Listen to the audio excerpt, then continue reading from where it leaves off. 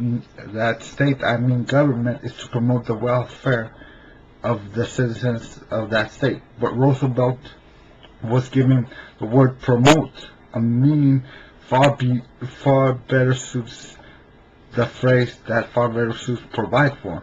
And if government is to provide for the welfare of its citizens, the government must reject a laissez-faire stance towards commerce and industry, which means non-government intervention in the free market, and appropriate itself either the means or productions through direct ownerships of the fruits production through massive taxations of profits.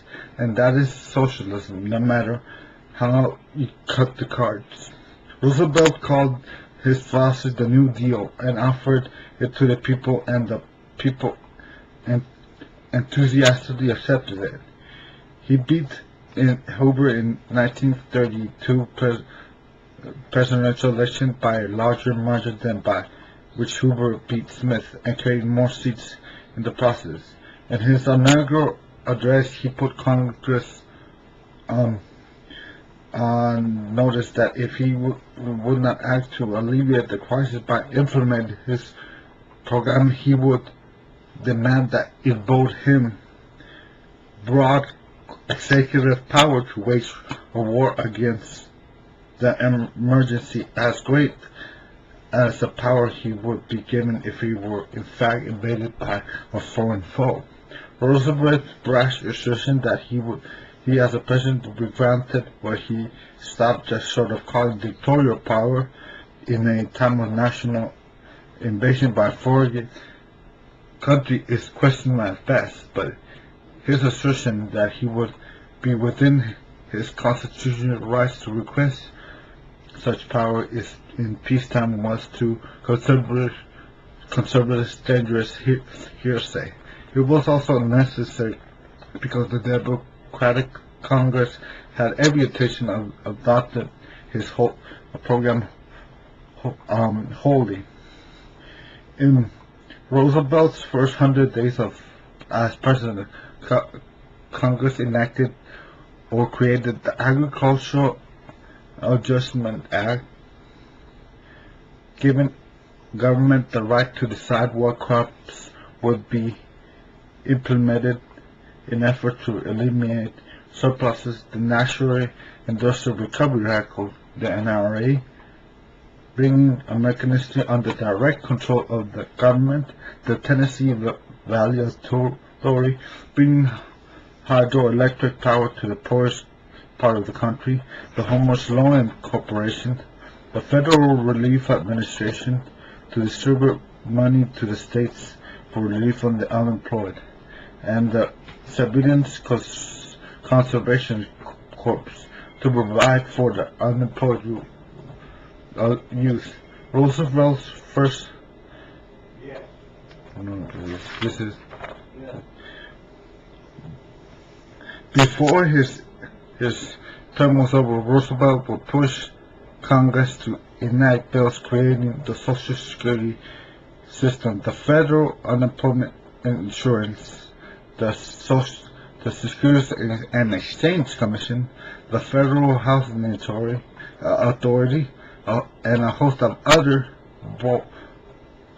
boards, commissions, and agencies with the power to establish regulations affecting nearly every aspect of America's commercial, industrial, economic, and political life. The Depression continued. In 1936, Roosevelt ran for re-election on the platform admitting that there was no quick cure for the Depression as pervasive as this one, but that his social programs would bring relief if they were given the time to take root and grow. Again, the people responded, giving Roosevelt an even greater margin of victory than he received in 1932. His record tally of 523 electoral votes would stand until it was surpassed by Ronald Reagan in 1984.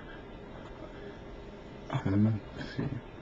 Now, though Congress gave virtually everything he asked for, and the people stood behind him, Roosevelt rallied to the bloc of the opposition in the form of the Supreme Court.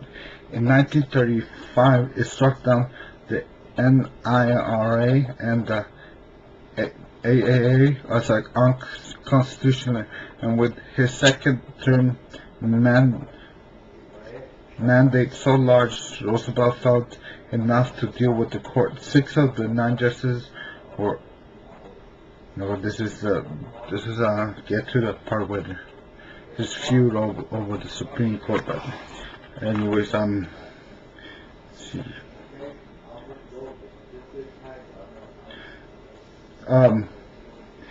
But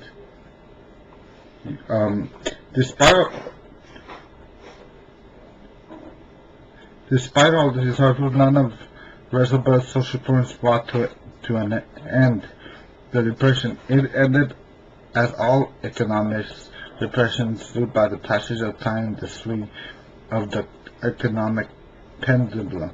This depression, the Great Depression, took longer than most to start because it came about with more force than most and was part of the worldwide depression in the 1930s.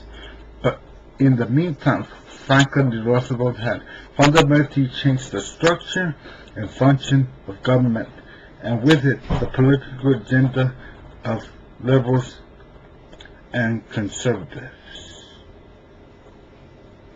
What I mean by this is that never before in the history of the United States had such a change happen, where so many new government agencies were created and a relief program. It is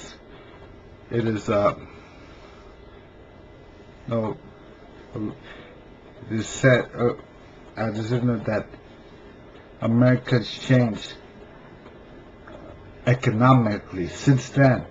The paradigm changed. And how did it change? What was the paradigm change? Apart from what I just read, I just want to give you some facts. I'm taking an accounting class, and we studied a little bit about the payroll system, and it's the payroll system that fundamentally changed during the New Deal.